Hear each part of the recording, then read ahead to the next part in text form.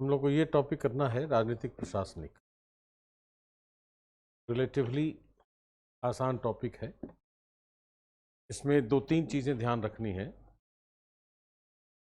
जैसे बहुत सारी थीमेटिक इश्यूज हैं जो राजनीतिक प्रशासनिक से और मुद्दा जिसको कहते हैं तो उस पर विचार करने की ज़रूरत है।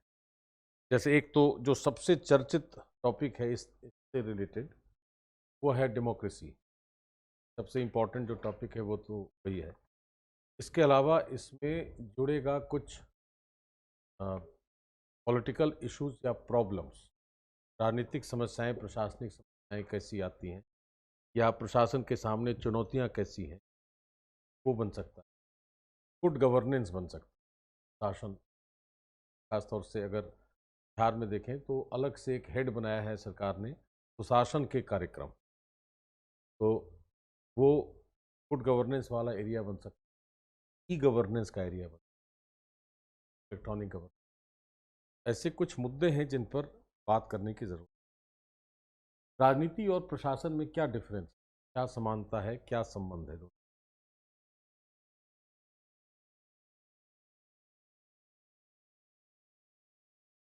पॉलिटिक्स और एडमिनिस्ट्रेशन में कोई रिलेशनशिप है?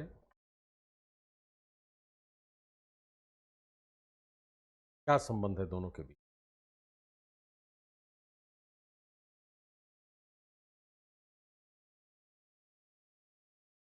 हैं? हाँ, बताओ। राजनीति क्या काम करती है, क्या बनाती है, और प्रशासन उसको लागू करेगा। ठीक है, दोनों के दो कार्य हो गए अलग अलग। संबंध कहाँ है दोनों? नहीं, दोनों के बीच संबंध क्या है? जैसे एक तो इंस्टीट्यूशन है जिसने नीति बना दी, एक इंस्टीट्यूशन है जो लागू करेगा। दोनों का उद्देश्य एक है, लेकिन दोनों के में संबंध किस तरह का है? हाँ,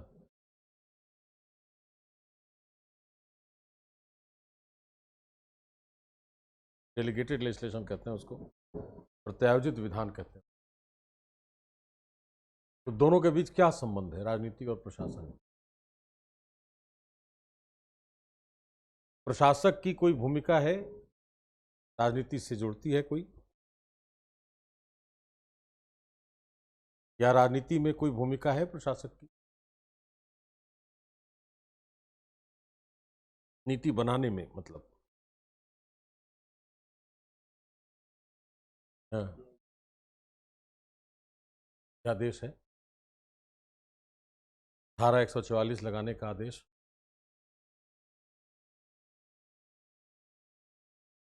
और जिला प्रशासन अगर धारा 144 सीआरपीसी लगाता है, वह जो आदेश जारी करेगा वह भी प्रत्यायोजित विधान ही है।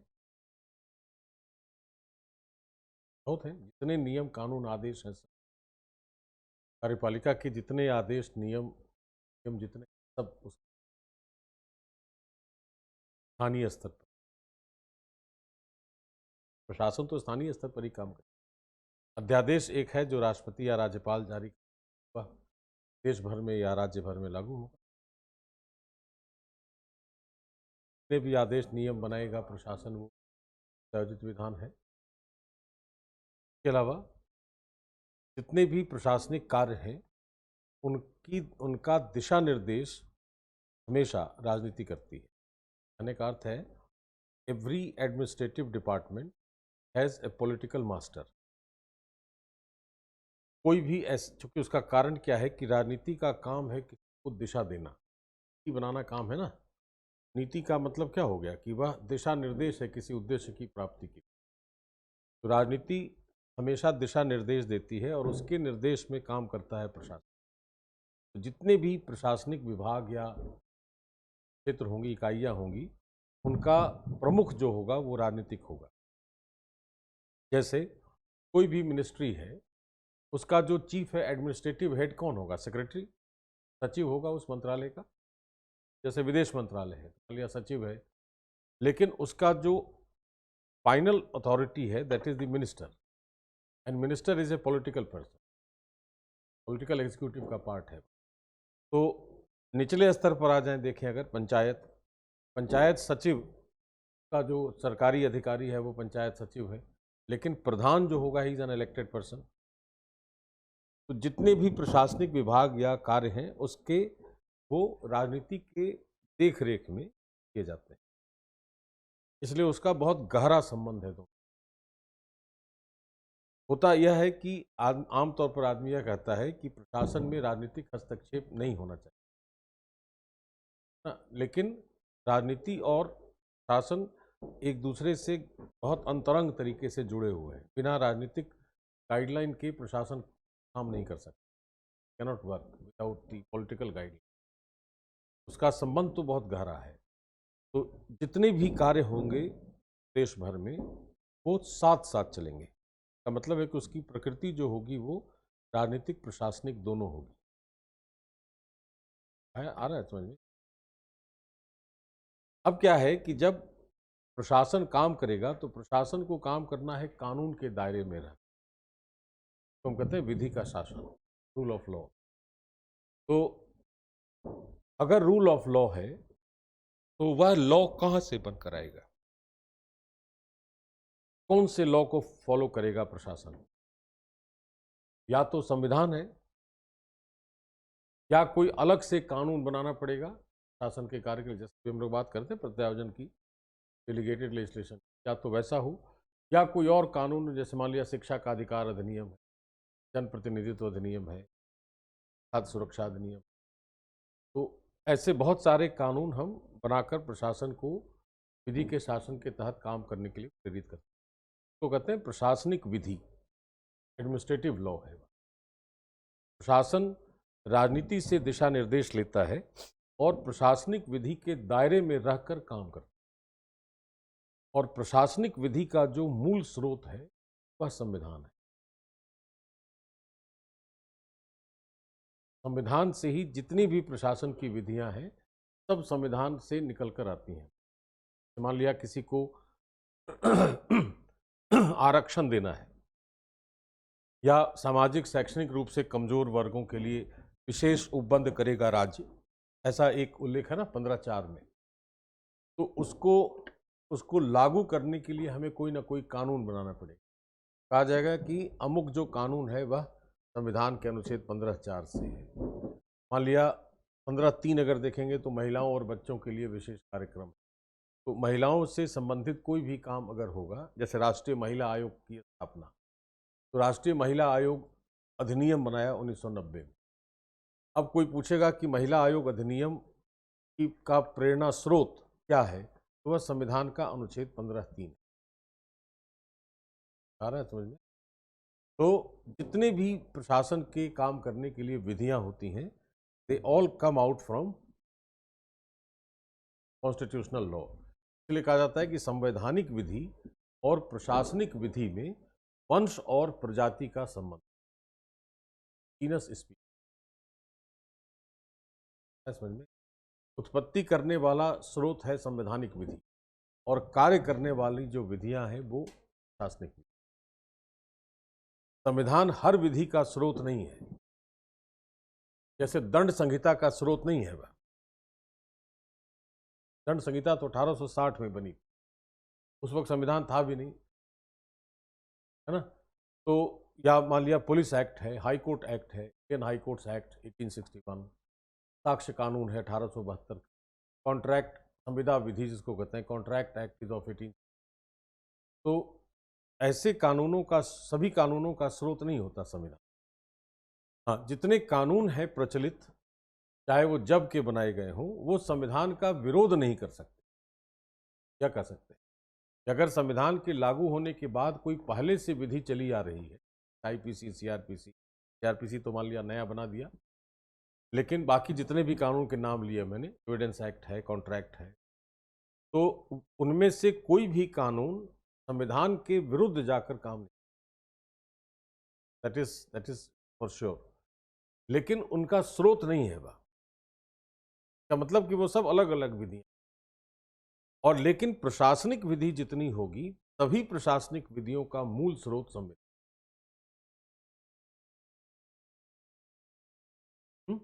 तो जितने कार्य होंगे इस तरह के वो राजनीतिक प्रशासनिक प्रकृति के ही होंगे, दोनों साथ साथ चलेंगे। जैसे मान लिया लोकतंत्र, लोकतंत्र अगर है तो वह बेसिकली पॉलिटिक्स है, जनता का शासन, जनता द्वारा निर्वाचित सरकार होनी चाहिए, तो वह है तो पॉलिटिक्स। लेकिन डेमोक्रेसी अगर है तो उसी में व्यक्ति के अधिकार भी हैं और अधिकार की रक्षा करना प्रशासनिक व्यवस्था का काम है। तो democracy is also politico administrative. लोकतंत्र की भी जो प्रकृति हो वो राजनीतिक प्रशासनिक हो। ठीक है, तो सारे ऐसे कार्य राजनीति और प्रशासन से जुड़ जाते हैं। उनमें से कुछ बातों की समझ हमारे अंदर होनी चाहिए, जैसे राजनीतिक प्रणालियां कितने तरह की हो सकती, या प्रशासनिक व्यवस्था कितने तरह की हो, या राज्य का ढांचा कितने तरह का हो सकता है, और किस ढांचे की क्या विशेषता, और उसमें लोकतंत्र की बात अगर की जाए तो लोकतंत्र किस तरीके से काम करता है, क्या काम, और उसके बाद उसी के बेस पर हमारे सामने टॉपिक रखे। जैसे एक बहुत चर्चित टॉपिक है कि हमारा लोकतंत्र कहाँ जा रहा है, तो विच डायरेक्शन इट इज। लोकतंत्र की समझ होनी चाहिए और लोकतांत्रिक संविधानों की समझ होनी चाहिए, और जो ऐसे राष्ट्र हैं जो लोकतंत्र नहीं है उनकी स्थिति कौन सी है, तो राज्यों की स्थिति समझ में आनी कि राज्य किस तरह के होते हैं। जैसे मान लिया, एक नाम लिया भारत, एक लिया Iran. Iran is Islamic Republic of Iran उसका नाम है, या इस्लामिक रिपब्लिक ऑफ पाकिस्तान। तो उसको कहा जाता है थियोक्रेटिक स्टेट, धार्मिक राज्य है, इसका राज्य का अपना एक धर्म है। तो कहा जाएगा ना कि ईरान का इस्लामी गणराज्य है, तो इस्लाम उसका स्टेट रिलीजन हो। तो एक राज्य हो गया थियोक्रेटिक, एक हो गया डेमोक्रेटिक, एक होगा ऑटोक्रेटिक, मतलब सर्वसत्तावादी। एक ही व्यक्ति के पास सारी शक्तियां, जैसे राजतंत्र हो सकता है, निरपेक्ष राजतंत्र, मोनार्की हो सकती है, या डिक्टेटरशिप हो सकती है, तानाशाही हो सकती है, बहुत हद तक साम्यवादी हो सकती है, जैसे चीन और पहले सोवियत संघ था, रूस है। तो उस तरह के राष्ट्र भी अलग अलग देखे जा सकते हैं। तो वहाँ भी राजनीतिक प्रशासनिक व्यवस्था अलग होगी, हमारी राजनीतिक प्रशासनिक व्यवस्था।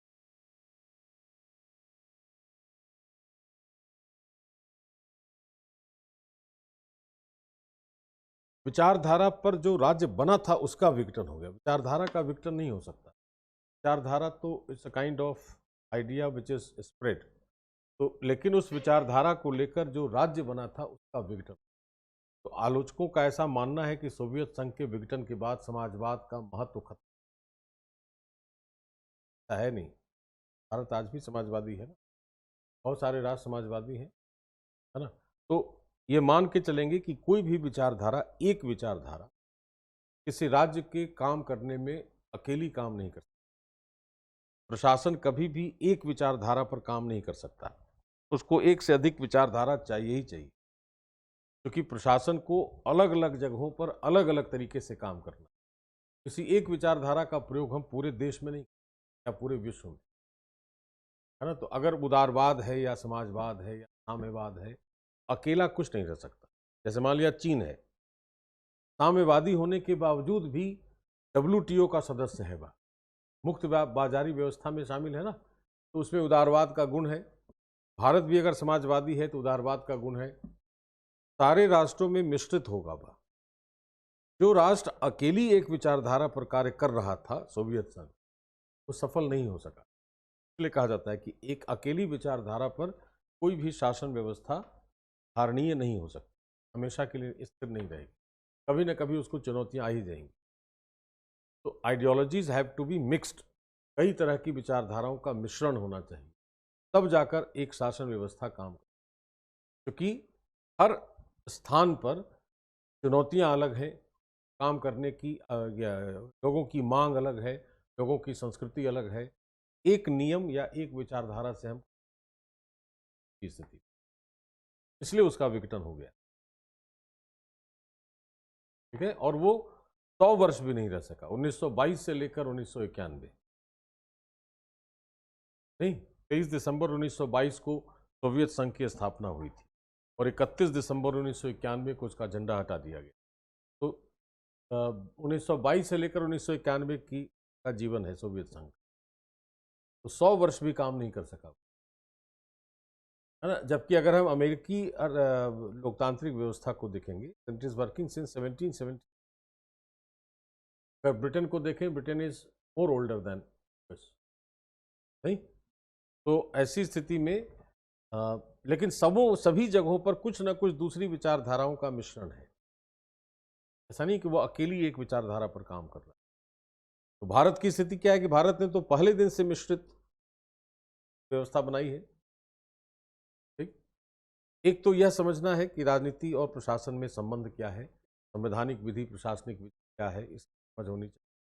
राजनीतिक प्रणालियों की समझ होनी, किस तरह के राज्य हो सकते हैं, और उसके हिसाब से अगर लोकतांत्रिक व्यवस्था की बात की जाए तो लोकतंत्र कितने तरह का हो सकता है और कैसे काम करता है, इसकी समझ, है ना। राज्य अगर कोई भी बनेगा तो राज्य बनाने के पहले हमारी अपनी एक विचारधारा होनी चाहिए। जैसे राजनीति है, तो राजनीति का काम है नीति बनाना। नीति का मतलब हो रहा है कि हमने एक उद्देश्य रखा है और उसको प्राप्त करने के लिए हमने कुछ दिशा निर्देश रखे। वह उद्देश्य कैसे निर्धारित होगा कि हमें क्या करना चाहिए। अगर हम अपने जीवन का भी उद्देश्य निर्धारित करना चाहें तो उसका आधार क्या होगा, किस आधार पर चुनेंगे उद्देश्य, मुझे अपने लाइफ में क्या काम करना चाहिए। हमारी विचारधारा उसमें कहीं रोल प्ले करेगी, मेरी अपनी सोच रोल प्ले करेगी ना कि मुझे अपने लाइफ में क्या काम करना है, मेरा उद्देश्य, मेरी मंशा क्या है, या मेरा विजन क्या है, मुझे आगे काम क्या करना है अपने लाइफ में। पैसा कमाने की इच्छा है केवल, किसी तरह मेरे पास पैसा हो, या मुझे ऐसा चाहिए कि मुझे शारीरिक सुख, मटेरियलिस्टिक लाइफ चाहिए, I want to live in 5 star facility, या यह होगा कि I want to have to develop my intellectual ability, क्या मुझे मानसिक सुख चाहिए, क्या कुछ तो होगा ना आइडिया हर व्यक्ति का। तो यह उसकी सोच पर निर्भर करेगा। इसका मतलब कि जब भी उद्देश्य का निर्धारण होता है उसके पहले कोई ना कोई विचारधारा अवश्य होनी चाहिए। तो राजनीति जब भी नीति निर्माण करेगी तो हर राज्य की जो राजनीति है या जो राजनीतिक व्यवस्था है उसकी अपनी एक विचारधारा होगी। समझ, जैसे मान लें कि तानाशाही, राजतंत्र, साम्यवाद, ये सब जितने भी राज्य हैं उनमें विचारधारा है सत्तावाद, अथॉरिटेरियनिज्म, कि हमारी सत्ता हमारे पास होनी चाहिए। अगर लोकतंत्र है तो उसकी विचारधारा है उदारवाद, कि व्यक्ति की स्वतंत्रता बहुत महत्व। और सत्तावाद में भी कई तरह का हो सकता है, जैसे एक होगा कि कुछ हद तक सत्ता मेरे पास है और कुछ दूसरों के पास। एक स्थिति ऐसी होगी कि सारी सत्ता मेरे ही हाथ में होनी, तो कहते हैं टोटलिटेरियन, सर्वसत्तावाद कहते हैं, जो तानाशाही होती है। राजतंत्र तो हो सकता है वह भी हो सर्वसत्तावादी, साम्यवाद सर्वसत्तावादी नहीं है क्योंकि एक दल का शासन है, एक व्यक्ति के हाथ में नहीं। लेकिन अगर हम हिटलर, मुसोलिनी या वर्तमान में किम जॉन नॉर्थ कोरिया की बात करें तो उसको कहा जाएगा सर्वसत्तावादी, सारी शक्तियां एक ही व्यक्ति के हाथ में है। ठीक है, तो या तो उदारवादी विचारधारा हो सकती है, या सत्तावादी हो सकती है, या सर्वसत्तावादी हो। जो सत्तावादी और सर्वसत्तावादी राजनीतिक व्यवस्थाएं हैं दे आर नॉट डेमोक्रेटिक, वो लोकतांत्रिक नहीं होती। उदारवादी जो व्यवस्थाएं हैं दे आर ऑलवेज डेमोक्रेटिक। तो हमें पहले यह समझना है कि लोकतंत्र की मूल राजनीतिक विचारधारा कौन सी है। लोकतंत्र में तो शब्द आ गया तंत्र, क्या आ गया ना, तंत्र। तंत्र का मतलब हो गया सिस्टम। तो इट इज अ सिस्टम और इट इज एन ऑर्डर, एक तरह की व्यवस्था है यह। ऐसी व्यवस्था कायम करने के पहले एक विचारधारा हुई होगी विकसित कि हम क्या चाहते हैं। हम ऐसे राष्ट्र का निर्माण करना चाहते हैं जिसमें हर व्यक्ति को अपनी स्वतंत्रता दी जाए। तो हम उसकी स्वतंत्रता को अंकुश लगाने वाला विचार नहीं रखेंगे। इसका मतलब कि हमारा विचार सत्तावादी नहीं होगा, हर व्यक्ति अपना अपना काम करने के लिए स्वतंत्र, तो वह विचारधारा हो गई उदारवाद। कहा जाएगा कि वेदर इट इज इंडिया और ब्रिटेन और जर्मनी और यूएस, जो भी डेमोक्रेटिक स्टेट्स हैं, their political ideology is liberal. आ रहा है समझ में? हाँ?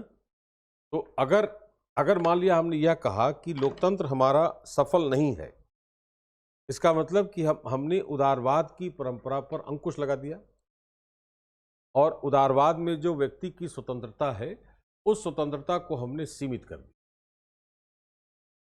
अभी कहा जाएगा सफलता नहीं मिल रही है। ठीक, अब वाक्य निकलकर निचोड़ में कह रहा है कि every state is founded on a particular political ideology. हर राज्य किसी न किसी राजनीतिक विचारधारा पर निर्मित होता है। तो एक तो विचारधारा है, दूसरी राज्य का क्या अर्थ होगा, राज्य का क्या मतलब। टेल मी।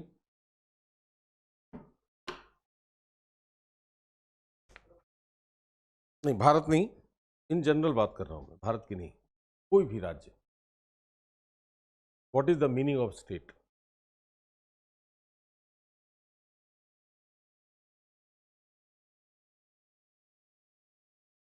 हम्म हम्म कुछ अनिवार्य शर्तें हैं उसकी।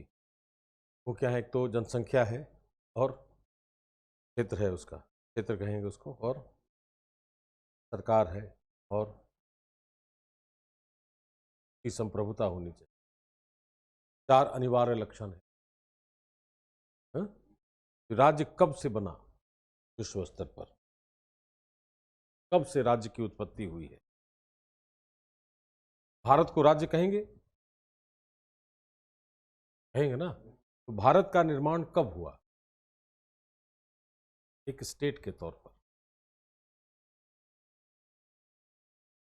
47 में। उसके पहले क्या था भारत?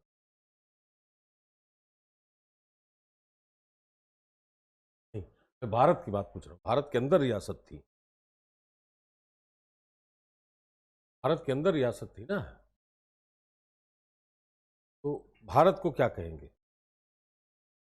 जो इसके अंदर की रियासत थी वो तो अपने आप में विश्व स्तर पर राज्य थी नहीं, तो भारत का ही भाग हुआ करती थी ना वह। तो भारत को क्या कहेंगे? मान लिया कोई शासक ऐसा था जिसने पूरे भारत पर शासन किया, जैसे उदार any name of any king who ruled entire India. Ashok और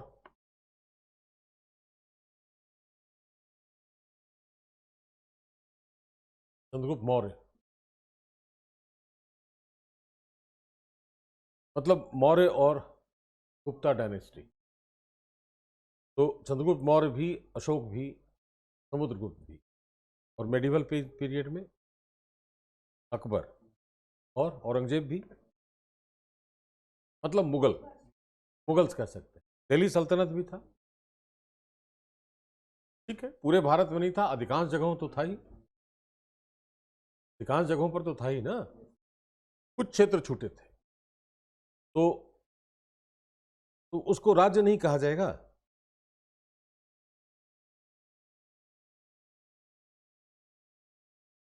हुँ?